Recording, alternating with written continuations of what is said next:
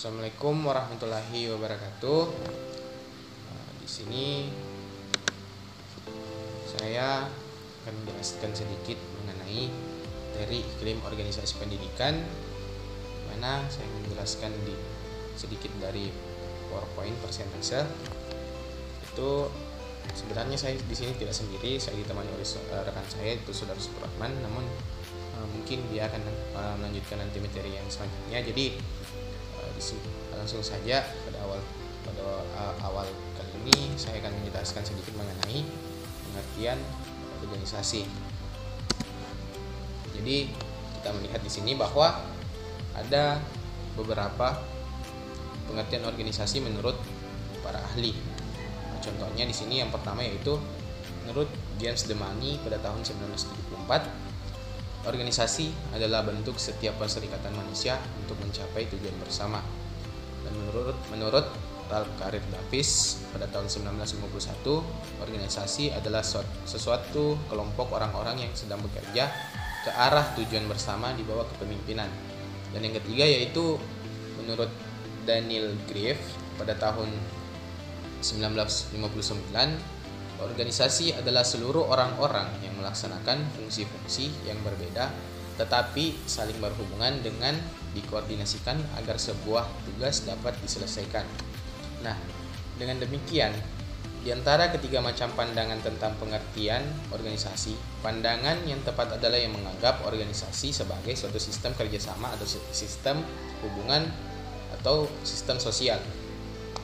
Nah, guna memudahkan penangkapan pengertian, dapatlah kiranya disusun suatu definisi organisasi secara sederhana dan dapat diterapkan dalam praktek sebagai berikut, yaitu ada di sini.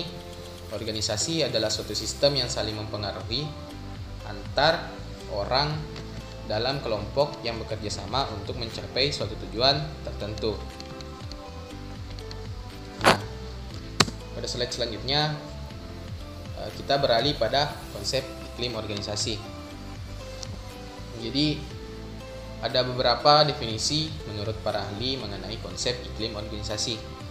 Yang pertama itu yang menurut Robert J. Owens mendefinisikan iklim organisasi sebagai studi persepsi individu mengenai berbagai aspek lingkungan organisasinya. Nah, menurut Career Davis, pengertian iklim organisasi sebagai organisasi yang menyangkut semua lingkungan yang ada atau yang dihadapi oleh manusia di dalam suatu organisasi tempat mereka melaksanakan pekerjaannya.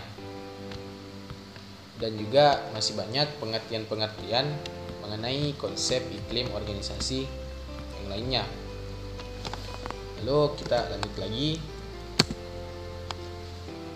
mengenai teori iklim organisasi. Nah, pada subbab kali ini pada teori iklim organisasi itu menurut Abdul Aziz Wahab, dia membagi iklim organisasi menjadi beberapa macam. Itu yang pertama, iklim organisasi terbuka. Iklim organisasi terbuka atau iklim organisasi semacam ini ditandai dengan seorang manajer dan anggota organisasi yang bersikap jujur dan terbuka. Maksudnya seluruh anggota organisasi saling menghargai satu dengan yang lainnya. Dan yang kedua, iklim organisasi mengikat. Iklim semacam ini memiliki beberapa unsur yang diantaranya anggota organisasi berlaku profesional, tetapi kebalikannya top manajernya berlaku kurang profesional. Dan yang ketiga, ada yang dikatakan sebagai iklim organisasi tidak mengikat. Iklim ini yang lebih menonjol dalam aktivitas organisasinya didukung oleh manajer, perhatian, fleksibel, tetapi kebalikannya anggota berlaku kurang profesional. Dan yang keempat yaitu iklim organisasi tertutup.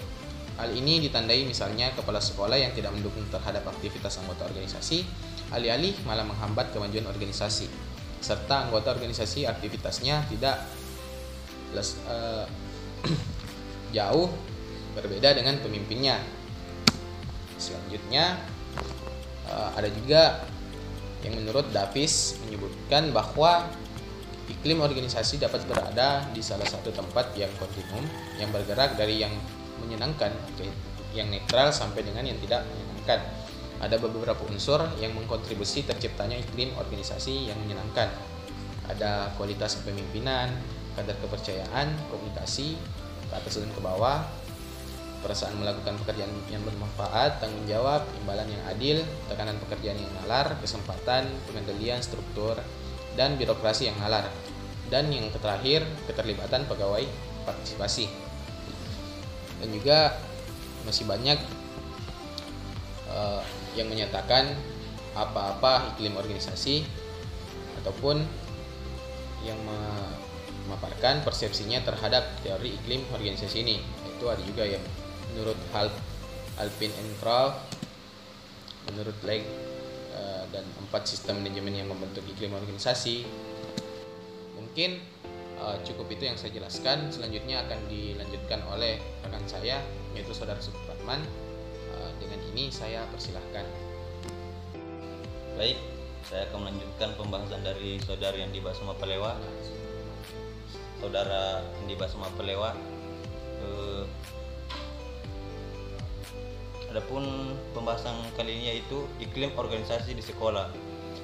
Dalam konteks sekolah Wayne, Kay Hoyt dan Cecil, Misker mendefinisikan iklim organisasi sekolah sebagai kualitas dari lingkungan sekolah yang terus-menerus dialami oleh guru-guru, mempengaruhi tingkah laku mereka dan berdasar pada persepsi kolektif tingkah laku mereka. Di samping itu, Wayne menyebutkan bahwa iklim organisasi merupakan konsep yang luas yang diketahui anggota mengenai persepsi berbagai terhadap sifat atau karakter tempat kerja. Dan ini merupakan karakteristik internal yang membedakan satu sekolah dengan sekolah yang lainnya dan mempengaruhi orang-orang yang ada di sekolah. Selanjutnya itu, sementara Sergio Vanni dan Starrett mendefinisikan iklim organisasi sekolah sebagai karakteristik yang ada yang menggambarkan ciri-ciri psikologis dari suatu sekolah tertentu yang membedakan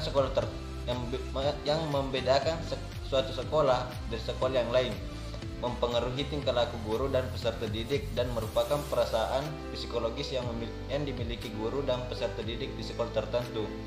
Iklim sekolah merupakan karakteristik dari keseluruhan lingkungan pada suatu bangunan sekolah. Baik, adapun yang ketiga, menurut Frederick mengutarakan bahwa sekolah merupakan tempat yang tenang dan terjamin untuk bekerja dan belajar. Fasilitas fisik selalu dijaga kebersihannya. Kerusakan-kerusakan kecil secepatnya mendapatkan perbaikan. Di sekolah terdapat bukti yang nyata adanya moral dan semangat belajar yang tinggi. Di depan guru dan siswa menunjukkan rasa bangganya terhadap sekolah. Suasana kelas dan sekolah sangat kondusif untuk belajar. Yang keempat, menurut Mujarto mengemukakan bahwa iklim sekolah yang positif menunjukkan adanya rasa kekeluargaan yang kuat antara civitas sekolah, yaitu pimpinan sekolah, guru, karyawan, siswa, dan orang tua. Rasa kebersamaan itu demikian kuatnya sehingga satu sama lain merasa wajib saling memberikan bantuan.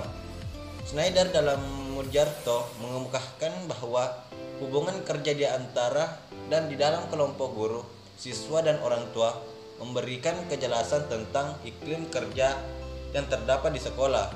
Personel di sekolah yang efektif bekerja sama dalam banyak cara, baik yang formal maupun yang tidak formal. Selanjutnya yaitu strategi menciptakan iklim yang kondusif di lembaga pendidikan. Adapun beberapa yang disebutkan di sini yaitu ada 6.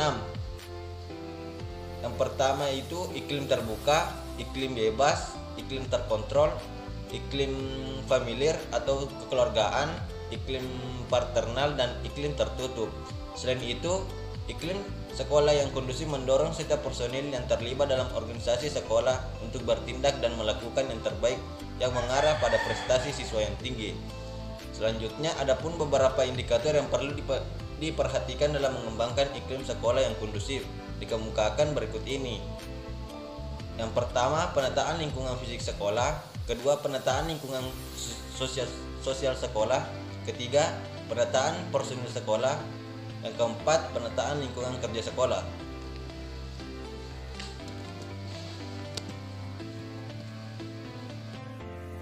Oke, baik. Mungkin cukup sekian penjelasan singkat dari kami. Lebih dan kurangnya mohon dimaafkan. diabaikan karena manusia tidak ada yang sempurna, tempatnya hilaf dan kesalahan. Jadi sampai jumpa di kesempatan selanjutnya. Terima kasih. Assalamualaikum warahmatullahi wabarakatuh.